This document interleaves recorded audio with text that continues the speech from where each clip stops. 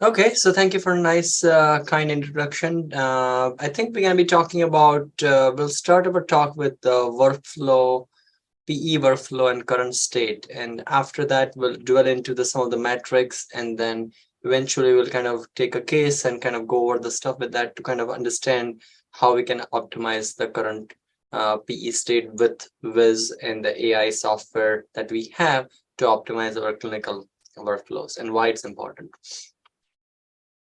So currently, as you can imagine, the acute PE is a very complex disease. It has evolved. It's like MI or stroke, where you need multiple clinical teams who participate in the care of this patient. So the slide here shows the clinical services who are involved. Not on all PE patients, but there could be a combination of different providers at different time who are essential to take care of the PE patients successfully at your local institution. When you start adding that list, the list doesn't stop there. I mean, you also need a lot of ancillary services like case management, nursing, your triage centers, patient transport services, regulatory services. A lot of those also additionally needs to work in hand with your clinical services to make the care smooth and the transition of care appropriate for your PE patients coming to your way. This is just an example why the teams are so important and some of the clinicians who are involved in the patients. And this is a real world patient where patient is sick in the emergency room and the different clinicians are being called, but everybody has their own stance. I mean, this is a patient whom we think may have a PE and ER physician end up giving TPA.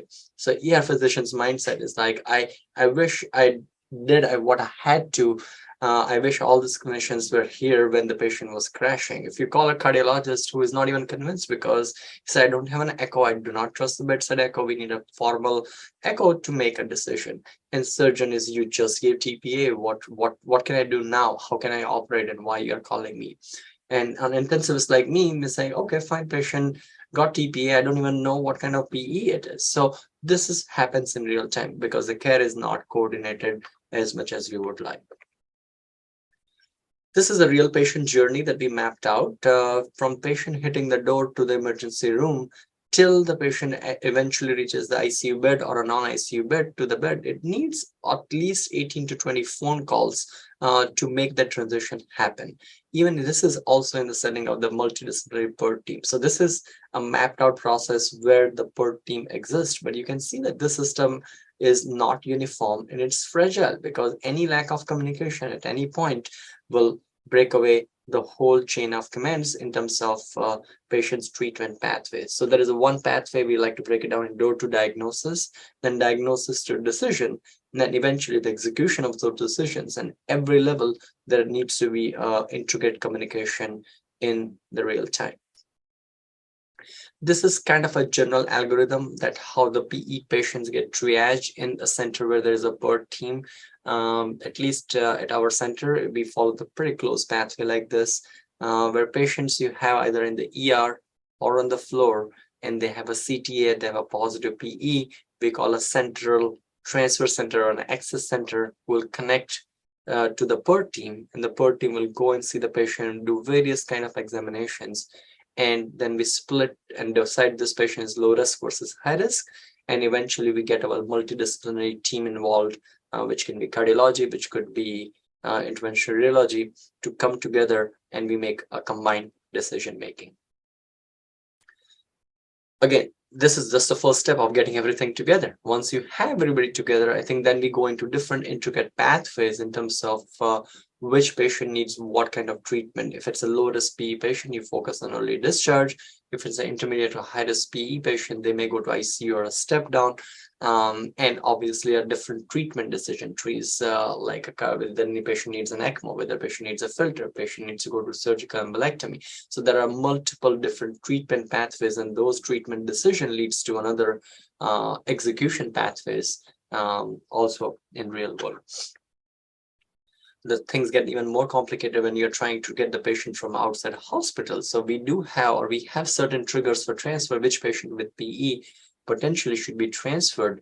But if you see on the text on the right, we are so much dependent on the getting the images of CTA, echo, Dopplers from the outside hospitals. Sometimes it could be just our network hospitals, and we still need to get the images because things are not centralized. And what it does is that if people do not come, or patients do not come with the imaging, we end up repeating them to offer them the treatment that they are here for. So outside hospital transfer itself presents a challenge when patients gets transferred just with the report, but without the images, and the treatment decision really becomes tricky and challenging in those scenarios. Transition of care. I think this is the pathway. Patient has stayed in the hospital, and now those patients are being transferred and being bridged to an outpatient care.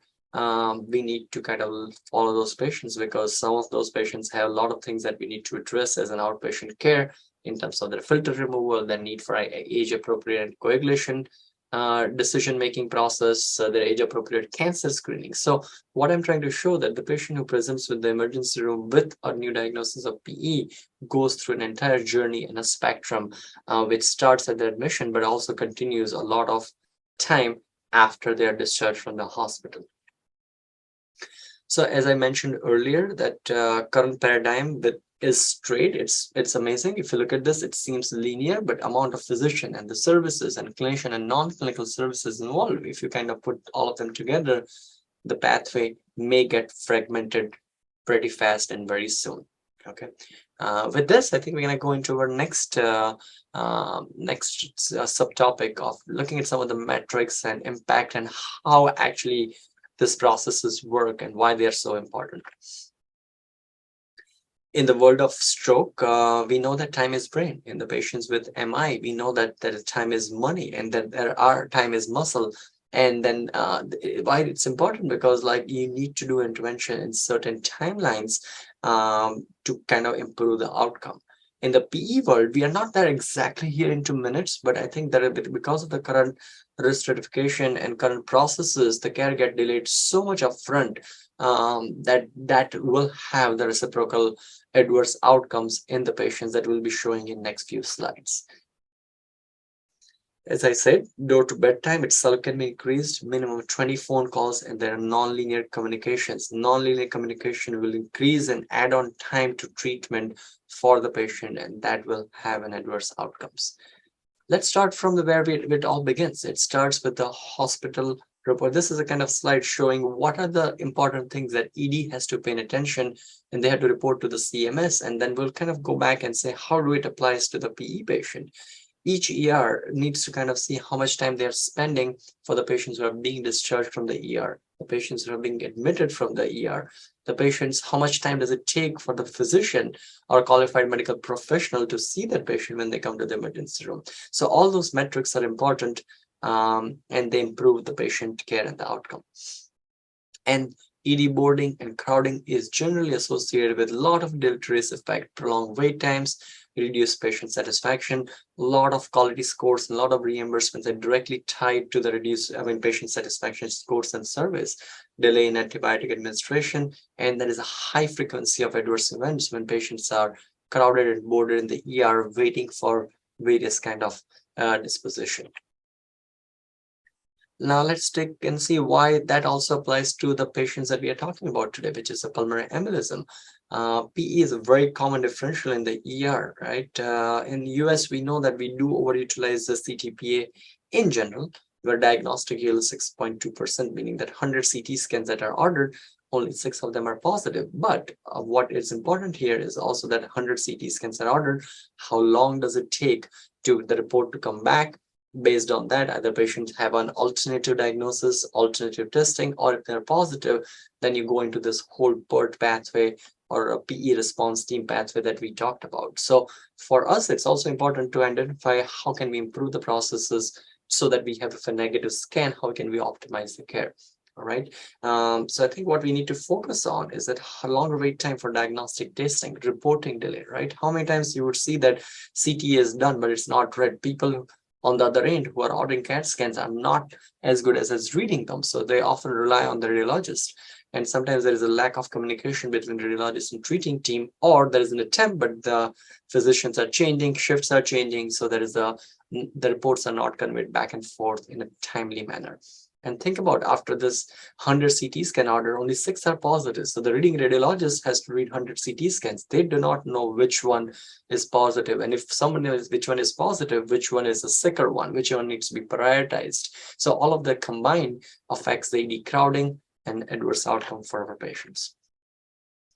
This is another interesting data to show that a lot of CT scan orders, this is a study showing that where do the CT scan orders come from and what time they happen. As you can see, both the slides, ER and inpatient, most of the need for the CTPA or ordering of CTPA happens later in the day. And we know that the staffing, as the day goes by, the staffing becomes less and less. So that's already clogged up cycle gets amplified when you have stacked up CAT scans to be ordered. That means a lot of CAT scans needs to be read, then there's less staff. And obviously there's a patient in those CAT scans waiting to be diagnosed with pulmonary embolism. Right. This is one study where I actually looked at the numbers. So only 37% of the patients were able to get the CAT scan in 4 hours of their arrival. And the patient who were able to get fast, because patients had some form of hemoptysis, so people had to actually expedite the CAT to that CAT scan. Under study, like time to diagnosis, right? So 3 groups, is it less than 2 hours, 2 to 12 hours, more than 12 hours? What they noticed was that day shift, as we shown in a previous slide, the time to diagnosis was faster because the CAT scan happened. As the evening and night shift kicks in, there is a less staff issue, the more staff issues, and the scans people get diagnosed a little later. So I think that affects the care directly, right? And as you can see this in this slide on the right, that there are a bunch of patients, 1/4 patient, 1 in 4 may have to wait 12 hours to get that scans. A lot of patients are between 2 to 12%, and only minority of the patients get scanned right away when they enter the emergency room. And this shows why it matters, because as you wait longer to get your diagnosis early, that means your treatment is not started on time. That means that you're not on appropriate treatment, and chances of survival up to 30 days drops down very fast.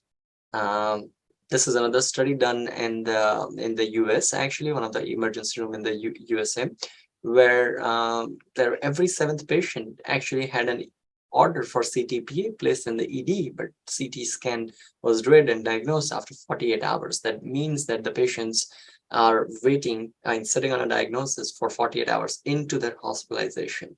And if the diagnosis is delayed, the treatment is also delayed, because the patients who are diagnosed in the emergency room where stutter happened 70.7 hours versus waiting for 33 hours for the patients who had to wait for a diagnosis. So all of this combined leads to an adverse outcomes, a PE-specific adverse outcomes in our population. And the clots that are missed, early emergency department versus delayed, you can see that you miss some proximal clots. So it's not the patients who were missed or where the scans were done later, had a small amount of clot. They were pretty much the same kind of clots that were missed or delayed, not missed, I should say. They were delayed in diagnosis. So you are missing a significant amount of clot and clot burden when the diagnosis is delayed. Right. Early diagnosis is one of the protective factors in terms of PE with hemodynamic collapse. So this study showed that what are the risk factors that may lead to an adverse outcome. And early diagnosis, that means early diagnosis, early recognition, early treatment leads to a favorable outcomes in your patients with pulmonary embolism. Right. How can we optimize the current CT scan? I think readings. So CT scan also not only diagnoses, but also helps you in do a risk stratification process. Current guidelines suggest that you need to identify the patient with RV dysfunction, and that you can do with RV-12 ratio of 0.9. But does it happen in real time? No, it does not. A lot of sensitivity, it requires an extra time. And the CT reads are not standardized. That delays the care, overutilizes the resources. So our platform like Wiz automatically performs RV-to-V ratio analysis, allows the clinicians to immediately stratify the patient. So not only are making diagnosis early and promptly, but you're also getting your risk stratification done upfront, so you can activate your resources to get your patient an expedited care. Right. So I think this is why I think one of the reasons what happens is that a lot of orders that you see in the EMR, right? If you have a patient with PE, but because you don't know, all the orders appear the same.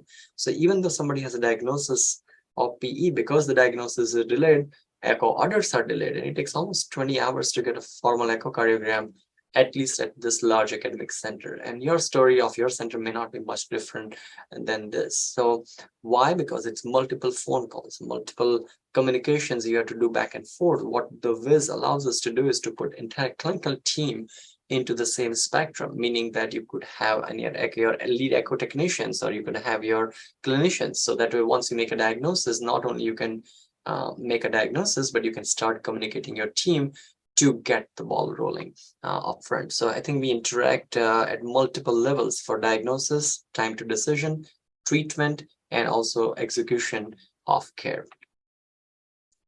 And the reason why it's important, because this is one of the older papers, not that old, but we know that a lot of patients, even if you start the treatment, it takes time for people to get into therapeutic anticoagulation. So if you already have wasted a lot of time up front, and then you're going to start somebody on fractional heparin, you are delaying the care even further.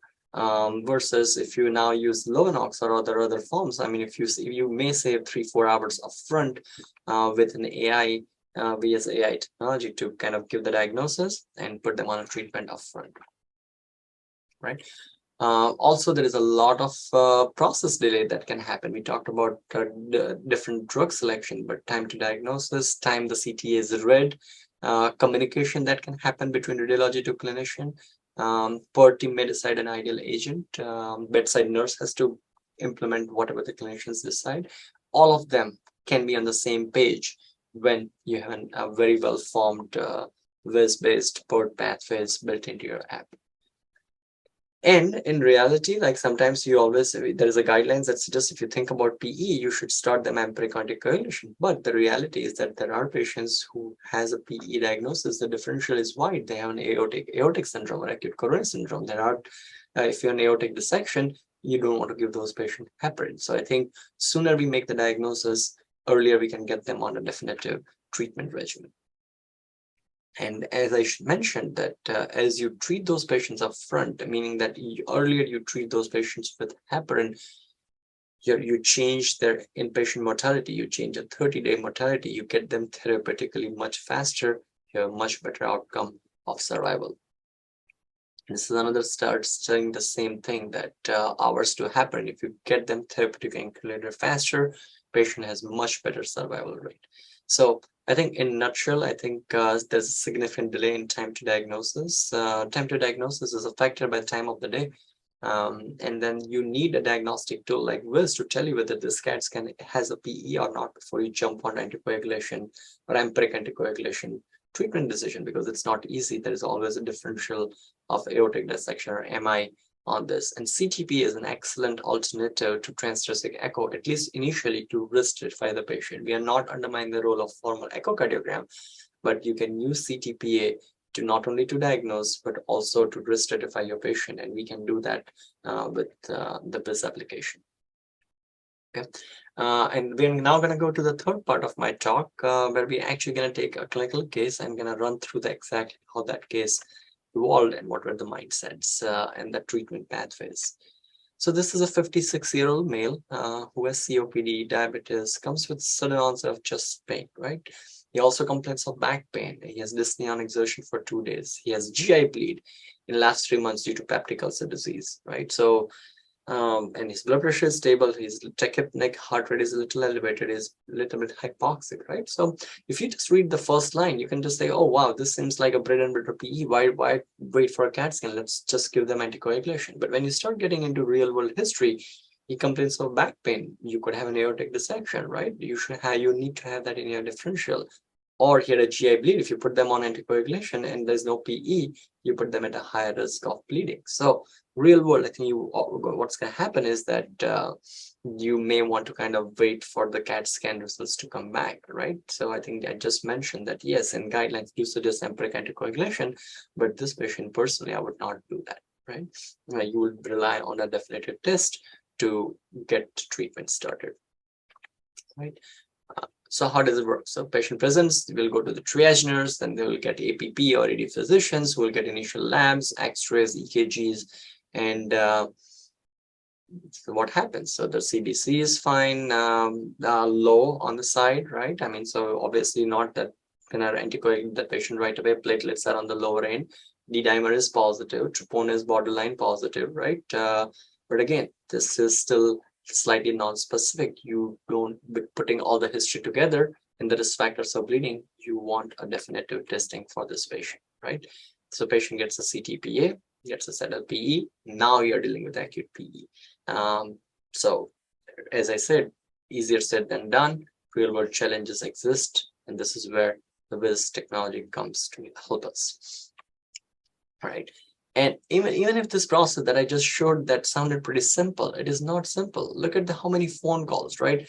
The nurse secretary, the physician will see the patient. They'll put the orders in. Somebody has to draw the labs. Then you're calling the CTPA because you're not just going to show up there. You have to call the CT tech back and forth. You communicate with them, and then you get a scan. And then you had somebody has to call the radiologist. Please, can you read my scan earlier? And there is a lot of back and forth that can happen. So even just getting a diagnosis, even after the scan, there's a huge amount of communication that needs to happen back and forth.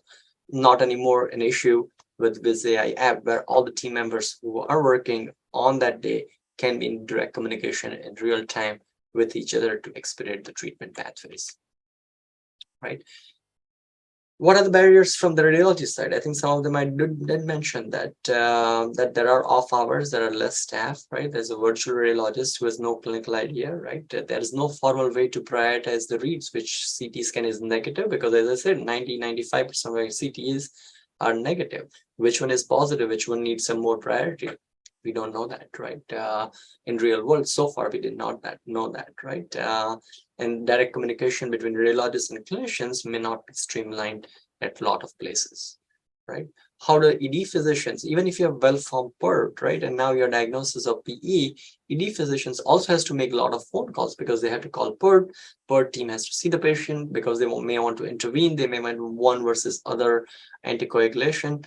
And when initial PERT consult is gathering the data, your interventional radiology, interventional cardiology colleague may not be even aware of the patient, right? So there is still going to be another further rounds of call, right? So once you sort that out, you get your multidisciplinary team to kind of get to discuss the case, right? What happens in real time? There are barriers into that also, that all members, when they're on a phone call, they may not have access to the imaging, right? They may be in the procedure, they may be doing something else when the phone calls happen, right? A lot of times what will happen is that, okay, fine, I'll take a look at the images and we'll call you back. So you need to kind of go back and forth again, right? You may say, I need an echo and Doppler, and then that starts another set of phone calls to the triage pathways, how to get them done before the team can connect. And whenever that happens, you have to go back on the phone and kind of re-put the information together. So this itself can take a few hours because people have to go back and forth.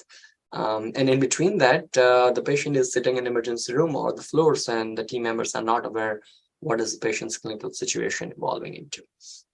All right. So finally, we decide that patient needs a catheter-based intervention after the phone calls, right? But again, the pathway doesn't stop there. That starts another set of phone calls and communications that you need to happen till finally patient gets the treatment and gets to an ICU bed post-procedure, right? And I think this is why this process is so complex in real time, that pre-viz, I mean, everything has to happen. Everybody has to be on top of the game to answer their phone calls, be on the trot, and make the decisions and the treatment pathway to work. And unfortunately, that does not happen in the real world. And that at least take 2 hours, 3 hours, even more, I think, as I showed you in real world data. In our case, it still took like 2 hours, but in real world data that we showed, it's actually more further. Versus with Wiz, I think you are cutting down. All the information is shared on a shared platform, which is diagnosis, prognosis, laboratory data, and eventually you can communicate with the team members. So you're not dropping everything else and starting a different communication. What happened to your patient, right? The patient who starts the journey in the emergency room, that ER physician is part of the care. He needs to know how that patient did well, what went wrong, right? And sometimes it doesn't happen that way unless somebody makes an extra effort to call them back, right? With the app, they're part of the group chain. They actually see the progression of the care of that patient. So there is actually a sense of satisfaction when you do a lot of work and you go out of your way to kind of help your patient. You actually get a feedback about actually how the care evolved and how you played a role. So I think it not only gives, yeah, it's great we know what happened or share pictures, but I think it just makes you a true multidisciplinary team when you have a platform that communicates all the information in real time, right? And I think with Viz, I think as I kind of said that I think this is where things are evolving, diagnosing, treatment, PERT activation. And I would add further, I think this is where Viz will also help us getting patients into the clinical trials pathway, because we can screen the patient, we get notified early. That means I have an opportunity to screen these patients for the potential clinical trials. So I think there are multifactorial benefits that I see with this platform. Right. And as I said, feedback, closing the loop. I think we talked about it. I won't repeat that, but I think closing the loop post procedure, I think it's very important for all your team members who have participated in care of your patients. So I think with summary, I would say that AI will help prioritize the high-risk PE scans, right? With this, not only decisions, but our processes also can become unified. Integration of your referring to spoke centers and hub and spoke centers. It's a true hub and spoke center where the members are connected, particularly with your tertiary. If you're a tertiary care center and you have a lot of centers who are affiliated with you, this can improve your intra-hospital transfer pathway. Will lead to decrease in time to diagnosis and time to therapeutic anticoagulation. We are seeing that with the AI role at our institution also. Decreasing ED wait time, improve patient satisfaction, patient-centered outcomes. And we may be able to identify the sick patients, but we may be able to identify the patients who can be discharged early if they're not high risk. And eventually, I mean, as we also learn more about the disease state, what is acute on chronic, what is chronic PE. We are not there yet, but this is my aspiration that as we evolve, we will be able to compare one scan with the previous scan, and then be able to see what is acute, what is chronic, and how to optimize this patient's journey and treatment pathway. So with that, I'll stop and I'll hand over to Jamie. Thank you, Dr. Rali.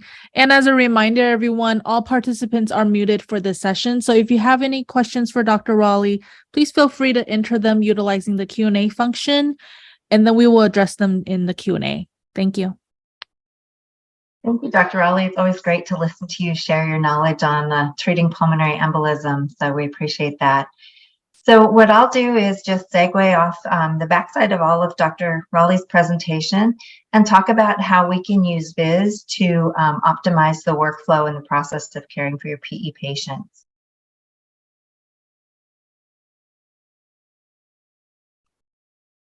All right, does everybody see my screen okay? Yes. Okay. So let's go back up one. There we go. So as Dr. Rali had showed that the process of getting a patient from point A to point B and treating a pulmonary embolism takes numerous phone calls. So I'm not going to spend a lot of time going back over that. But what I do want to show is how the process can be streamlined using the Viz app. So this is a typical example where a patient's going to come to the emergency department. They'll get their CTA or CTPA scan. And the beauty of the Viz is that within minutes after that scan is completed, those images go to the cloud, where artificial intelligence segments out the lung field looking for pulmonary embolism. If it detects a pulmonary embolism, it's going to send a notification within minutes to providers that we can customize and decide who's going to be viewing those images. In this particular case, we chose to have the ED and the hospitalist looking at those images. And their role is kind of to take a look at these images very quickly and start streamlining those and triaging those and saying, is there a PE? How bad is the PE? And then the second part to Viz, we also have the RVLV notification that will occur. And from that, it's looking at that image and it's measuring the right ventricle and the left ventricle, and it's detecting if the right ventricle is showing an enlargement. It can detect anything over 0.9, but the user has the ability to go in and customize that app setting, and they can actually choose it to be 0.9, 1, 1.1, 1.2, whatever they might want to see those notifications come across as. The RV-LV ratio is really nice because this helps, as Dr. Raleigh said, to risk stratify those patients and help determine what bucket is this patient going to fall in. Are they a higher risk or a lower risk? So once the ED or the hospitalist, pulmonologist, whoever your site chooses to put in there looking at those first images, once they take a look at all of this information, then they can start to say, you know, I think this is one that we need to activate the PERT team for. And within the app, there's an Activate PERT, and this would get that PERT consult going with members of your team that can be customized again for you to consult and talk about the patient and quickly determine that treatment decision and the modality that the patient's going to need. So for example, if we choose the high risk up here at the top, they can consult regarding, you know, what type of treatment for that patient. You've got your intermediate high risk, and these are the most cases where your intervention occurs. And then as you notice on the bottom, we have a low risk group. And this might be very small, very subtle that are detected, but this group is very important as well. And so what we have is this refer to clinic button on the bottom, and it's simply just tapping that button. It moves that patient into that refer to clinic, making sure that those patients aren't lost to follow-up and that they get those proper appointments. Most of the patients, as Dr. Raleigh talked about, will be placed on an anticoagulation or an anticoagulant, and it is very important for them to be followed up with after their hospital admission or ED discharge because they will be on it probably 3 to 6 months to prevent future clots from occurring. All right, and this is just another example. In this particular case, we're looking at hub and spoke workflow, where the patient again arrives at an outpatient facility or a spoke facility, and they get those images done. And this is where that hub site is able to view images from a spoke facility, minimizing that need for patients to have re-imaging completed, or accepting a transfer that maybe didn't need to be, keeping those patients at home in their community. And then this is also a great app that has this communication features where you can improve communication between a hub and a spoke, and it's all HIPAA protected.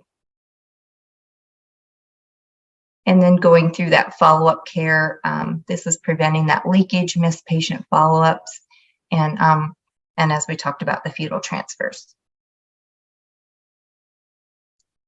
And that concludes the workflow. If you have any questions, let us know.